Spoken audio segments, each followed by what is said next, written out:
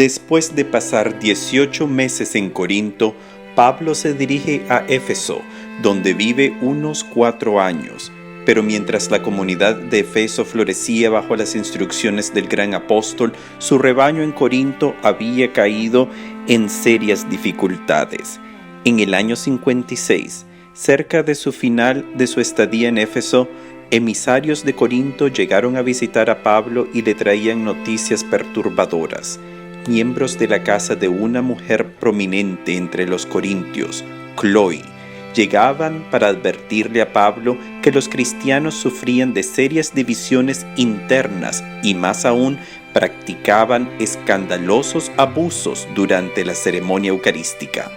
Los mensajeros de parte de Cloe eran probablemente sirvientes de esta mujer de grandes recursos, quienes los envió con el mensaje perturbador y quienes también llevaban una carta de parte de los miembros de la comunidad en Corinto, donde le hacían varias preguntas a Pablo acerca del comportamiento adecuado en referente al matrimonio, el celibato y el consumo de la carne ofrecida a ídolos.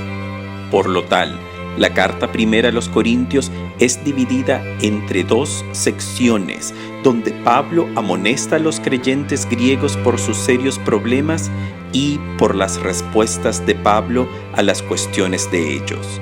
Pero además, Pablo aprovecha la oportunidad para catequizar a los creyentes en realidades mucho más profundas de lo que dividían a la comunidad griega. Pablo emplea el proceso tradicional de escribir una correspondencia durante el primer siglo del mundo greco-romano. Como su autor, Pablo se identifica al inicio de la carta y menciona también a Sóstenes, el antiguo jefe de la sinagoga judía en Corinto. Pablo, llamado a ser apóstol de Jesucristo por la voluntad de Dios, y el hermano Sóstenes. Hay que notar que la inclusión de Sóstenes en la obra no indica precisamente que éste era coautor de la carta, sino que simplemente estaba presente mientras Pablo dictaba sus palabras a algún amanuense que las redactaba.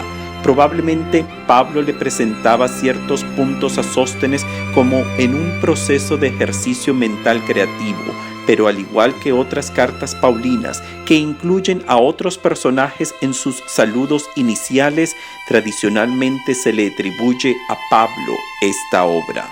Por ejemplo, en la carta a los Filipenses, Pablo dice: Pablo y Timoteo, servidores de Cristo Jesús, saluda a todos los santos de Cristo Jesús que se encuentran en Filipos.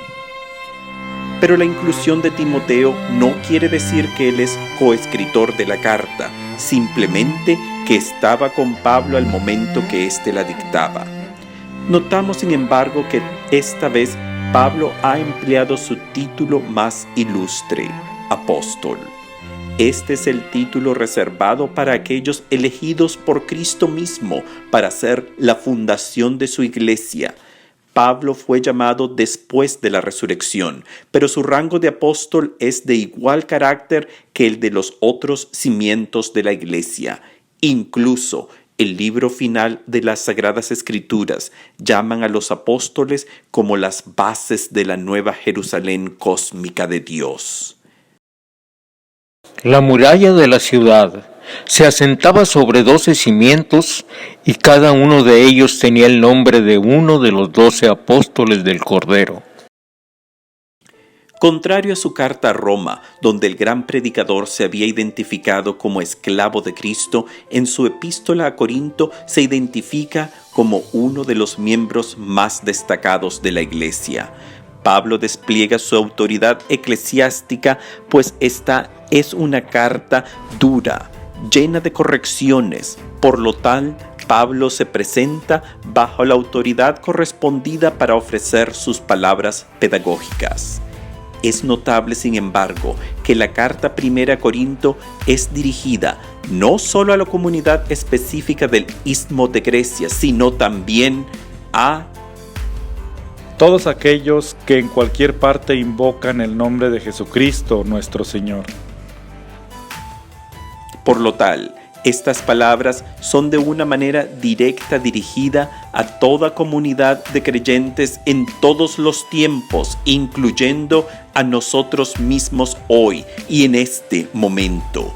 Curiosamente, esta llamada primera carta a los Corintios es en verdad la segunda correspondencia de Pablo a esta comunidad.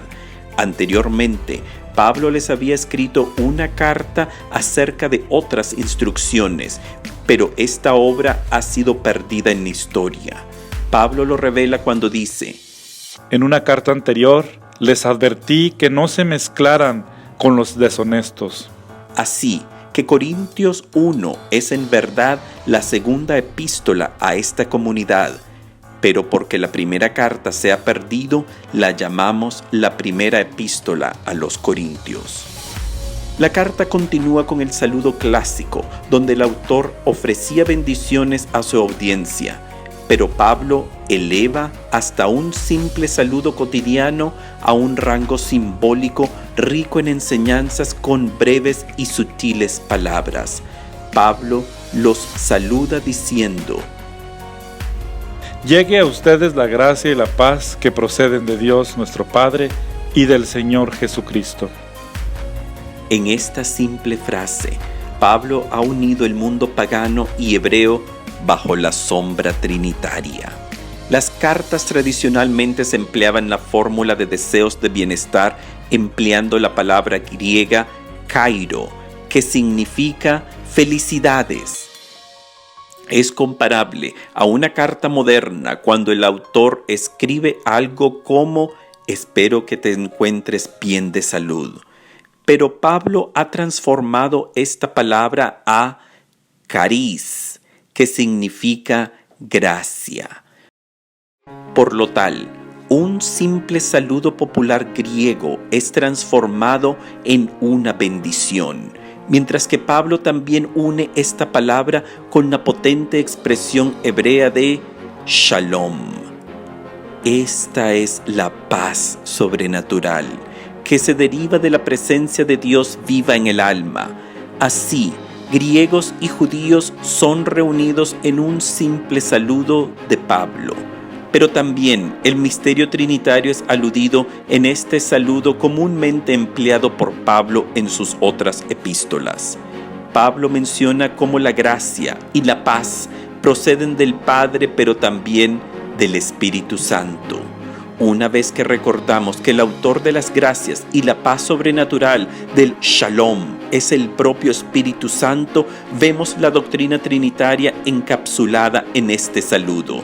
Pues el Dios trinitario es una familia donde el Padre ama al Hijo y el Hijo responde igual con tanto amor que este amor mutuo toma vida propia en la forma del Espíritu Santo. Y por lo tal, nuestro credo puede declarar: Creo en el Espíritu Santo, Señor y dador de vida, quien procede del Padre y del Hijo.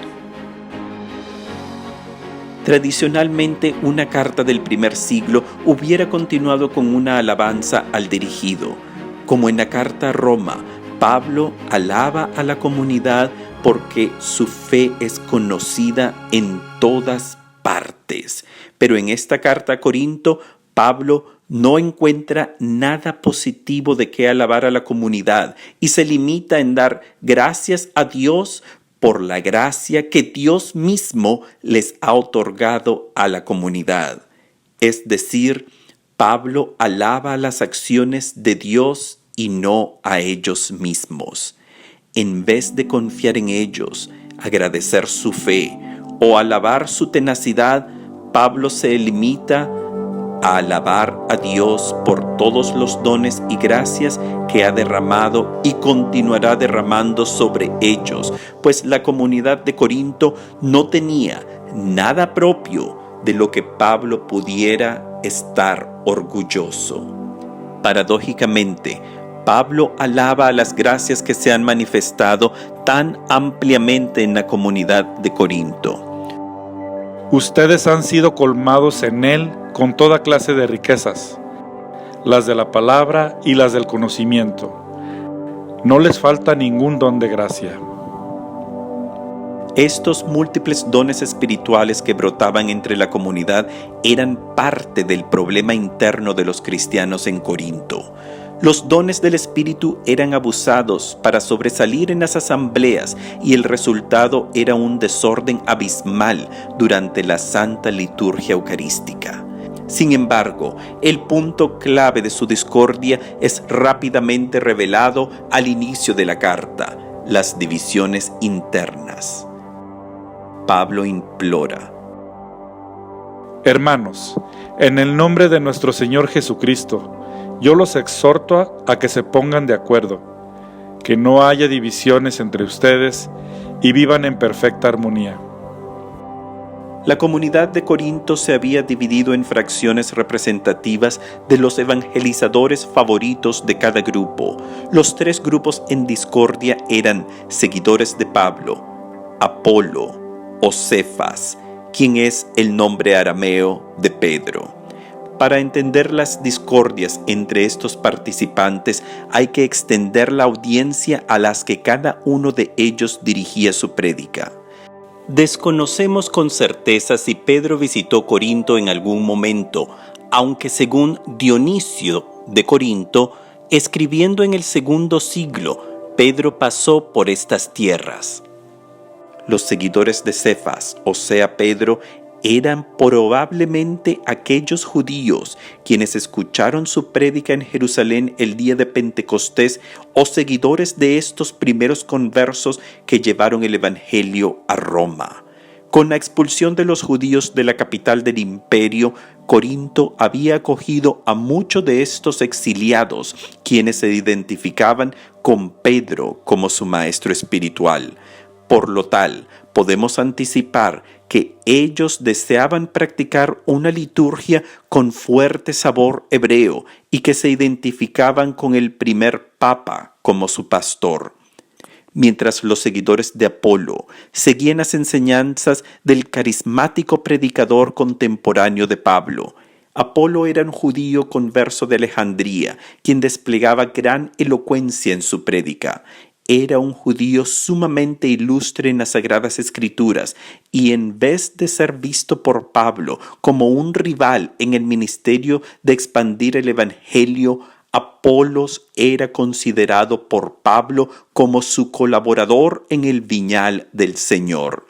Más adelante en su carta, Pablo escribe: Yo planté y Apolo regó, pero el que ha hecho crecer es Dios. Apolo era destacado por su prédica entusiasta en la comunidad en Efeso, pero su catequesis requería corrección al desconocer el bautismo del Espíritu Santo. Por lo tal, la santa pareja, Priscila y Aquila, tuvieron que educarlo en el misterio trinitario. El libro de Hechos señala: Un judío llamado Apolo, originario de Alejandría, había llegado a Efeso. Era un hombre elocuente y muy versado en las Escrituras. Había sido iniciado en el camino del Señor, y lleno de fervor, exponía y enseñaba con precisión lo que se refiere a Jesús, aunque no conocía otro bautismo más que el de Juan. Comenzó a hablar con decisión en la sinagoga. Después de oírlo, Priscila y Aquila lo llevaron con ellos y le explicaron más exactamente el camino de Dios. Como él pensaba ir a Acaya, los hermanos lo alentaron y escribieron a los discípulos para que lo recibieran de la mejor manera posible. Desde que llegó a Corinto, fue de gran ayuda. Un grupo de seguidores de este personaje formaron una comunidad separada de la iglesia en Corinto, pero Pablo no hace a Apolo ni a Pedro responsables de las divisiones internas de la comunidad. La exasperación de Pablo es palpable en su escrito por las divisiones entre la comunidad. ¿Acaso Cristo está dividido? ¿O es que Pablo fue crucificado por ustedes? ¿O será que ustedes fueron bautizados en el nombre de Pablo? El dolor vívido de Pablo es ver el cuerpo de Cristo, la iglesia, dividida por fracciones humanas. Este es un mensaje que perdura con una fuerza impactante hoy en día, donde la iglesia cristiana se encuentra dividida en miles de denominaciones. El ideal de una sola, santa, iglesia, católica, apostólica, es una visión remota hoy, donde cada ciudad ofrece cientos de versiones del cristianismo. El Catecismo de la Iglesia Católica lamenta las divisiones trágicas. De hecho, en esta una y única Iglesia de Dios aparecieron ya desde los primeros tiempos algunas escisiones que el apóstol reprueba severamente como condenables, y en siglos posteriores surgieron disensiones más amplias y comunidades no pequeñas se separaron de la comunión plena con la Iglesia Católica, y a veces no sin culpa de los hombres de ambas partes. Tales rupturas que lesionen la unidad del cuerpo de Cristo. Se distingue la herejía, la apostasía y el cisma. No se producen sin el pecado de los hombres. Solo la fuerza de la Iglesia Católica Romana puede levantar su frente ante las palabras bíblicas de Pablo en contra de la división. En cada punto del planeta se puede encontrar una comunidad de creyentes cristianos quienes profesan su unión con el vicario de Cristo, el obispo de Roma, y por lo tal pertenecen a la unión eclesiástica que encomiendan las Sagradas Escrituras a través de los escritos del rabino de Tarso a la comunidad de Corinto. Aunque todo ser bautizado se ha unido al cuerpo de Cristo y forma parte de este, solo en la liturgia católica se encuentra la unidad completa, pues formamos un solo cuerpo y un solo espíritu en el sacramento cósmico de la Eucaristía. Es en la Eucaristía donde la verdadera unión cristiana se despliega, como lo señala el Catecismo de la Iglesia Católica. Ante la grandeza de este misterio, San Agustín exclama: «Oh sacramento de piedad, oh signo de unidad, oh vínculo de caridad». Cuanto más dolorosamente se hacen sentir las divisiones de la Iglesia que rompen la participación común en la mesa del Señor, tanto más apremiantes son las oraciones al Señor para que lleguen los días de la unidad completa de todos los que creen en Él. El deseo final de Cristo, expresado en su última cena, era la unidad sacramental, cuando dijo: Que todos sean uno como tú, Padre, estás en mí y yo en ti. Esta unidad litúrgica la invoca Pablo al inicio de su carta, cuando se dirige a los que han sido santificados en Cristo Jesús y llamados a ser santos, junto con todos aquellos que en cualquier parte invocan el nombre de Jesucristo, nuestro Señor, Señor de ellos y nuestro. Esta invocación es la cena pascual de la Eucaristía, que completa las profecías antiguas de Malaquías. Desde la salida del sol hasta su ocaso, mi nombre es grande entre las naciones, y en todo lugar se presenta a mi nombre un sacrificio de incienso y una ofrenda pura. Porque mi nombre es grande entre las naciones, dice el Señor de los ejércitos. Así vemos que la unión cumbre del pueblo cristiano ocurre en el rito sacramental de la Eucaristía, donde nos unimos directamente en una forma real, personal y a la vez colectiva con Jesús mismo. Es un rito que se despliega a través de todo el planeta. En cada templo católico, el pueblo cristiano se une a la misma misa de todos los tiempos. Divisiones eran probables en la comunidad de Corinto, pues estaba compuesta de diversas personas con extremadamente diferentes orígenes y culturas: griegos, esclavos, judíos, soldados romanos retirados, comerciantes ricos y políticos prósperos eran los miembros de la comunidad naciente de cristianos. Diferencias de opiniones eran de anticiparse, pero esto era también un síntoma del problema fundamental que era el orgullo propio, que rechazaba la autoridad de los jefes eclesiásticos y deseaban imponer su propia versión de las enseñanzas de Cristo. Es el dilema de cada generación, donde surgen individuos con una visión moderna o progresista del cristianismo que con frecuencia se opone a las enseñanzas tradicionales del magisterio. El orgullo de estos reformadores los lleva a rechazar el depósito de fe preservado y transmitido bajo la tradición apostólica romana, y el resultado es nuevas grietas al cuerpo de Cristo, la Iglesia. Hace 2 milenios, los cristianos de Corinto protestaban: somos de Cefas, somos de Apolo, somos de Pablo. Hoy hay voces disidentes, además de las ramas separadas, que se expresan en corrientes de pensamientos nuevos que reclaman: somos de la nueva era, somos feministas, somos modernistas. Mientras la aplicación del Evangelio varía según las circunstancias de la época y la cultura local, el mensaje básico de Cristo es inmutable, y el guardián de estas buenas noticias es la Santa Iglesia Católica Romana. Las divisiones internas es el arma más antigua y cruel de nuestro enemigo, el maligno. Desde la caída del hombre, el demonio siembra la discordia. Un cuerpo cuyos miembros están divididos es un cuerpo muerto, y este es el objetivo del demonio.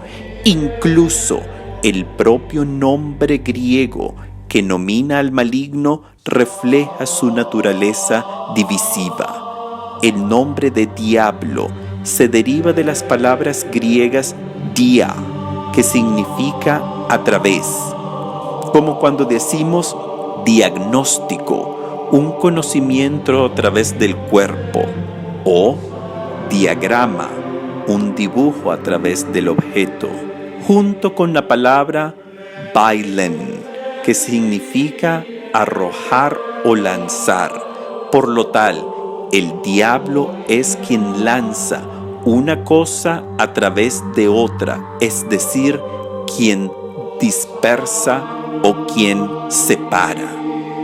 Este es el peligro al cual Pablo se refiere cuando señala las divisiones como el problema cumbre de la comunidad en Corinto. Y ya que esta carta está escrita a todo creyente en Cristo de todos los tiempos, vemos que es un dilema que nos afecta a cada uno hoy en día.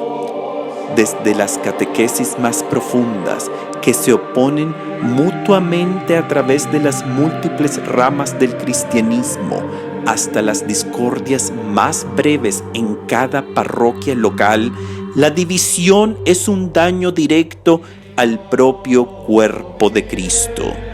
Incluso, aún en la aparente armonía del culto católico, la debilidad humana resalta y notamos cómo grupos con una meta congruente pueden enfrentarse con cierta hostilidad por temas relativamente triviales. Órdenes religiosas con un carisma particular desvaloran los esfuerzos de otras comunidades, quienes no practican sus ideales. Instituciones con el fin de promover el bienestar humano y los ideales cristianos pueden caer en el desprecio de otras obras que no simpatizan con su tipo de espiritualidad.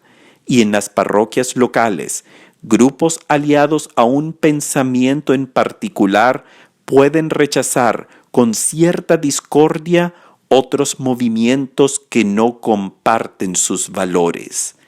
Es el drama de la raza humana que afecta hasta nuestras propias familias, donde la rivalidad puede surgir a causa del orgullo propio, que la opinión de uno es la única correcta y válida. Por lo tal, La carta a Corinto es una de las epístolas más importantes de nuestro patrimonio cristiano, pues es el recuerdo constante, inspirado por el Espíritu Santo, que formamos un solo cuerpo en Cristo y nuestras divisiones deben rendirse ante el nombre que está sobre todo nombre, el nombre de Jesús. Vemos por lo tal la sabiduría de nuestro magisterio, quienes reconocen la unión familiar de todo creyente en Cristo quien ha cruzado las aguas bautismales. El Catecismo de la Iglesia Católica señala: los que nacen hoy en las comunidades surgidas de tales rupturas y son instruidos en la fe de Cristo, no pueden ser acusados del pecado de separación, y la Iglesia Católica los abraza con respeto y amor fraterno. Justificados por la fe en el bautismo, se han incorporado a Cristo. Por tanto, con todo derecho se honran con el nombre de cristianos y son reconocidos con razón por los hijos de la Iglesia Católica como hermanos en el Señor. Es por lo tal que la Iglesia reconoce como válido el bautismo recibido bajo las otras ramas del cristianismo, siempre y cuando éste sea un bautismo sacramental fundado en las palabras trinitarias de Cristo: te bautizo en el nombre del Padre, y del Hijo, y del Espíritu Santo. La Iglesia Católica siempre está esperando con brazos abiertos el retorno de sus hijos y el ideal de Cristo de un solo rebaño, con un solo pastor, probablemente no se cumplirá hasta el día de su regreso final. Pero cada uno de nosotros está llamado a trabajar para esta unión siguiendo las instrucciones paulinas preservadas en la correspondencia a Corinto. Hermanos, en el nombre de nuestro Señor Jesucristo, yo los exhorto a que se pongan de acuerdo, que no haya divisiones entre ustedes. Inmediatamente después de presentar el problema principal, la división interna, Pablo ofrece el remedio de esta, la cruz de Cristo. Con una simple pregunta, Pablo calla a todo futuro reformador quien desea imponer sus creencias sobre la verdad del Evangelio. ¿O es que Pablo fue crucificado por ustedes? Podemos sustituir el nombre de Pablo por cualquier persona quien propone una versión diferente a la luz del mensaje del Hijo de Dios. ¿O es que Buda, Mahoma, Lutero, Marx o cualquier otro personaje fue crucificado por ustedes? La cruz de Cristo es el remedio contra la división.